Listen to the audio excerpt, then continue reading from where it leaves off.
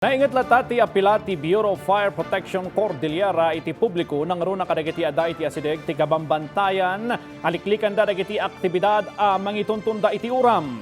Kasarunura ito iti panakailista ti 18 a kaso ti forest fire idi Holy Week. Ada detalye ni Brigitte Marcasi-Pangosfian.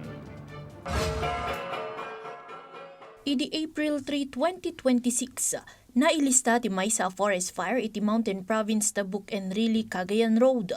Idi mat April 4, 2026, nailista ti maysa nga storage fire iti Integrated Plant Breeding Area ti Benguet State University KM6 Campus.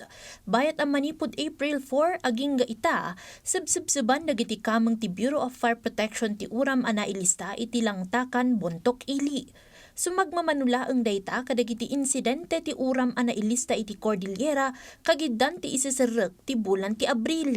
Sigon iti BFP Cordillera. Manipod pay iti Marso, nangato ti bilang ti fire incident iti Cordillera. Iti datos ti ahensya, dumanon iti 87 ti fire incident ana ilista italaeng a Marso. Manipod iti nasa o abilang, dumanon iti 26 ti forest fire. 36 a grass fire, 18 a structural fire ken non-residential fire ken 2 a rubbish fire.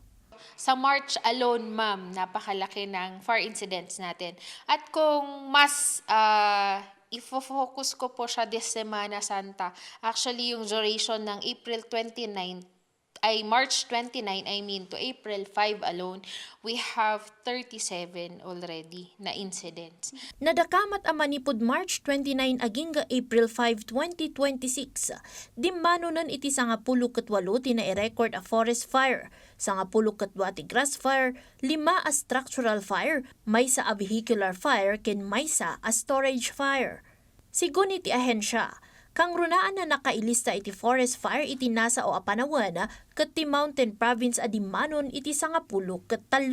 One of the main factors na kung siguro nararamdaman din natin, umiinit na po yung panahon. So dry season, syempre po hindi natin mapigilan yung famous po na kaingin season here in the Cordilleras in preparation po sa planting season natin. So, yun po yung mga na-identify namin na major causes ng ating mga pag-increase ng sunog ngayong panahon.